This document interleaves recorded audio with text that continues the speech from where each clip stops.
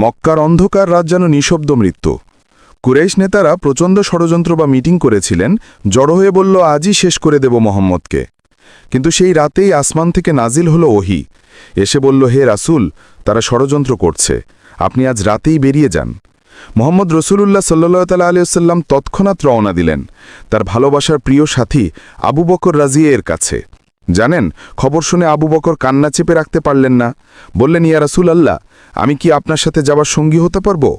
পৃথিবীর ইতিহাসে এমন খাঁটি বন্ধন আর নেই। এদিকে রাসূলের ঘর চারদিক থেকে অস্ত্রধারী যুবকরা ঘিরে রেখেছে, ভোর হলে হামলা চালাবে। কিন্তু মোহাম্মদ রাসূলুল্লাহ সূরা ইয়াসিন পাঠ করে বের হয়ে গেলেন। আল্লাহ তাদের চোখের উপর ঘুমের পর্দা টেনে দিলেন। তারা সামনে দাঁড়িয়েই থেকেও তাদেরকে দেখতে পেল না। তারপর দুইজন মরুভূমির পথে চলতে চলতে পৌঁছে গেলেন পাহাড়ের গুহার মুখের সামনে। এবার যা ঘটল তা ছিল আল্লাহর অদ্ভুত কুদরতের দৃশ্য। দুজন গুহার ভেতরে পা রাখতেই অন্ধকার নরম নিঃশব্দ। তারা ভেতরে বসে পড়লেন আর তাদের বাইরে। ঠিক সেই মুহূর্তে মাকড়সা গুহার মুখে দ্রুত জাল বুনে দিল। গুহামুখ ঢাকা পড়ল পুরোপুরি। কিছুক্ষণ পরই কবুতর এসে জালের পাশে নরম ঘাসে বসে ডিম পেড়ে বসেছিল, যেন বহুদিন ধরেই সেখানে কেউ নেই, এমন দৃশ্য তৈরি হয়ে গেল।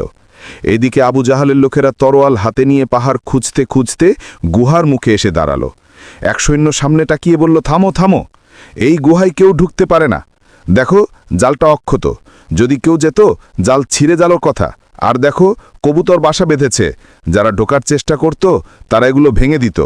আরেকজন বলল, তাহলে এখানেই শেষ কথা, তারা এখানে ঢুকল না। তারা বলল, চল ফিরে যাই। এদিকে গুহার ভেতরে অন্ধকারে বসে দুজন শুনছেন সবকিছু। হৃদয়ে হৃৎপিণ্ড ভয়ে কাঁপছে, বুক ধরফর ধরফর করছে। আবু বকর রাদিয়াল্লাহু তাআলা আনহু কাঁপা গলায় বললেন, ইয়া রাসূলাল্লাহ, তারা যদি একটু নিচের দিকে তাকাতো তাহলে আমরা ধরা পড়ে যেতাম। মোহাম্মদ রাসূলুল্লাহ সাল্লাল্লাহু তাআলা আলাইহি ওয়াসাল্লাম শান্ত গলায় বললেন, লা তাহজান, ইন্নাল্লাহা মা'ানা, ভয় করো না, আল্লাহ আমাদের সাথে আছেন। এই একটি বাক্যেই গুহার ভেতর অন্ধকার যেন আলো হয়ে উঠল। আবু বকরের বুক ভরে উঠল বিশ্বাসে, সাহসে, আল্লাহর দয়ার উপর অটল ভরসায়। তখন তাদের মনে হলো, দুনিয়া যত বড় শত্রুই হোক না কেন, আল্লাহ রক্ষা করলে কেউ আঘাত করতে পারে না। 3 রাত গুহায় থাকার পর তারা মদিনার পথে যাত্রা করলেন। সেই যাত্রা ইসলামের আলো ছড়িয়ে দিল দুনিয়ায়। সেই রাত চিরদিন মনে রাখার মতো রাত, আল্লাহর সাহায্যের অলৌকিক নিদর্শন। এটাই ছিল সেই অলৌকিক রাত যেদিন আল্লাহর কুদরত মানুষের সব পরিকল্পনাকে হার মানিয়েছিল।